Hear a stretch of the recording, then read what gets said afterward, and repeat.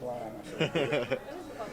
Coach on the road once again take you behind the scene with the MLB stars of the game, and I'm over here in the White Sox locker room, and I got the man here for the White Sox. I'm gonna let him introduce himself to my audience. Josh Rojas.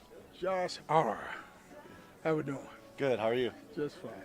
Taking our audience behind the scenes of what it's like being a major league player. So what's this big league journey been like for you? Man, it's been awesome. It started, with getting drafted in 2017. Grinding through the minor leagues for a couple years, getting traded, debuting. And then from there, it's just, finding a way to stick, trying to find what teams need and do what you can to stay in the lineup. So, I hear a lot of major league players say grinding through the minor leagues. What does that word mean? It's a lot different than college, It's in some spots, depending where you are, it's a tougher grind than college. With college, you kind of everything's taken care of. You're told when to be, where you need to be, and when to, and you're given a ride to there, and it's kind of more, regimen. Everybody's telling you what to do, and then you kind of get to the minor leagues, and you got long bus rides. You're pulling up to the city you're about to play in at 3 a.m. You got to get a quick sleep in, show up to the yard, and figure out what you need to do to get better every day. So you know anything about this thing they call peanut butter and jelly? Oh yeah, tons of PB&Js in the minor leagues. You show up to some minor league parks and the food doesn't even look edible. So when in doubt, you make yourself a little ham and cheese or a little PB&J, and that'll get you through the game. And I know in the big leagues you guys stay like Marriott's, Marriott. You don't know nothing about no Motel 60. No, not anymore. Definitely. You're taken care of a little bit different in the major leagues than you are in the minor leagues. Guys think you guys get drafted in the big leagues next day. They don't understand about these dudes.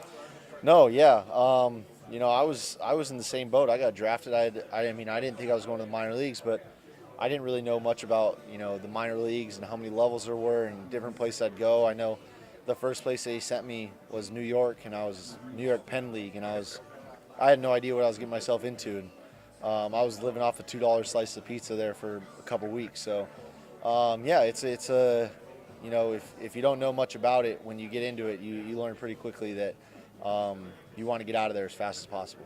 And I think from Chris Sale, I heard about 5-6 guys in a one-bedroom apartment with airbags in the closet, the kitchen. Yeah, so luckily when I was drafted, we had the spots I was in, we had host families. But my first experience with that was in AAA. When I got to Round Rock, you're in charge of your getting your own housing. Mm-hmm. And that minor league salary back then, it's a lot different now, but that minor league salary back then you were trying to save every penny you could. So yeah, we had a 2-bedroom apartment. I think we had 6 guys in a 2-bedroom apartment. So they might not believe you. yeah, we had 6 guys in a 2-bedroom apartment. So there was a few guys in the living room with some blow-up mattresses, and 2 guys in each bedroom. So it was we didn't think anything of it at the time. We just knew we were saving money, so that's all that mattered. Young and having fun back then. That's right, yeah. You're hanging out with the boys, so yeah. None of us had families at the time, so it was all good for us. So what is it like when you all of a sudden cross that threshold, get that call, you go into the big leagues?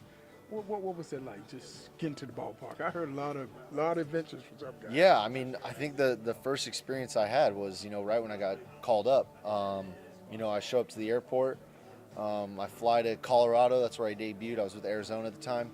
I fly to Colorado. There's a guy standing there with my name on it. Took my bags from me. Didn't even let me carry my own bags. First class service to the hotel. I get to the hotel room. Walking around the hotel room, I was like, dang, this is crazy. Room service, get room service right up to the room. All the snacks you can think of in the room. Best blackout shades you can think of. It was crazy. I remember that was my first experience with like, dang, this is crazy. And then obviously we finished that series, flew back to Arizona.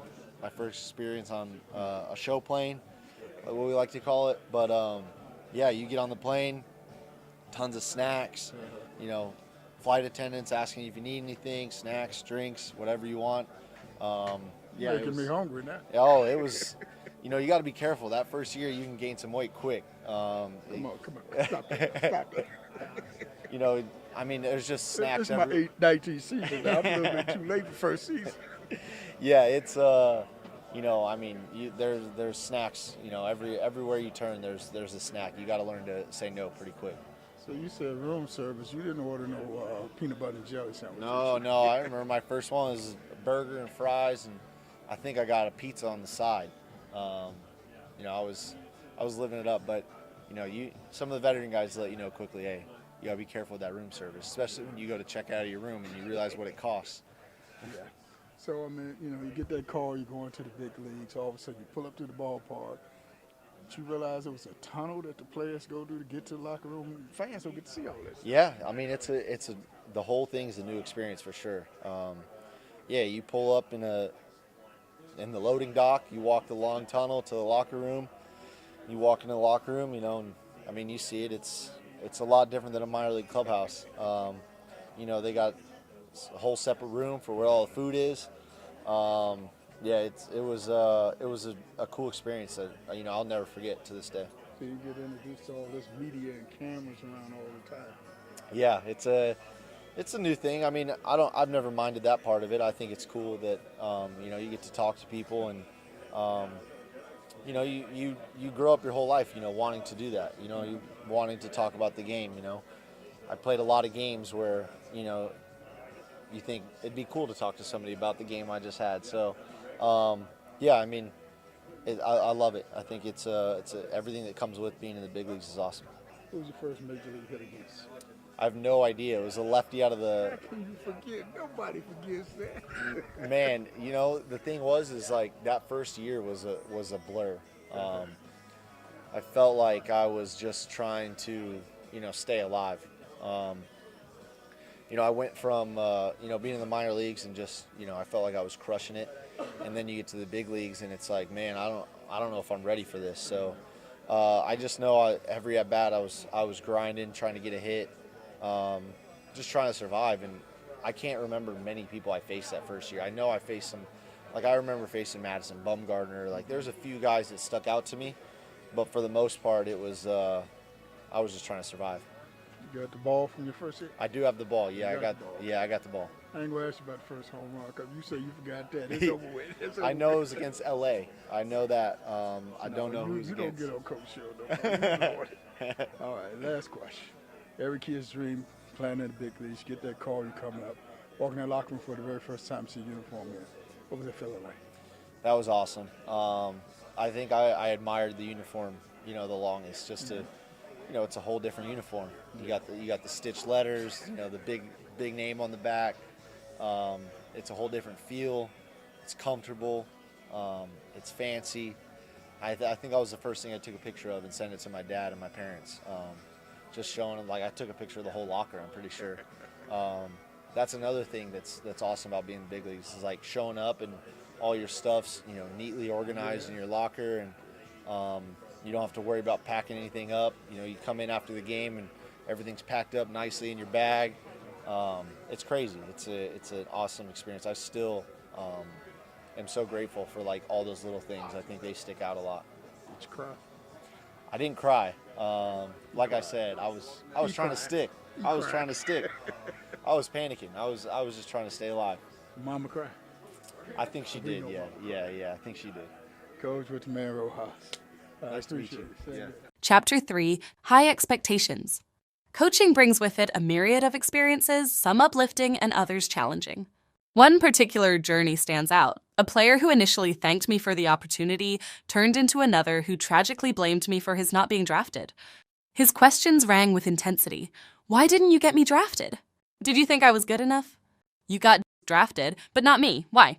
As I listened, it became clear he was grappling with profound disappointment. I later learned that the pain of not being drafted led him to a mental breakdown, a spiral into addiction, and feelings of alienation from his parents. He believed they saw him as their meal ticket and now as a failure. Many more true stories are in the book Order Your Copy today, thediaryofacoach.com. That's thediaryofacoach.com. The book is ready, and you can order it online today.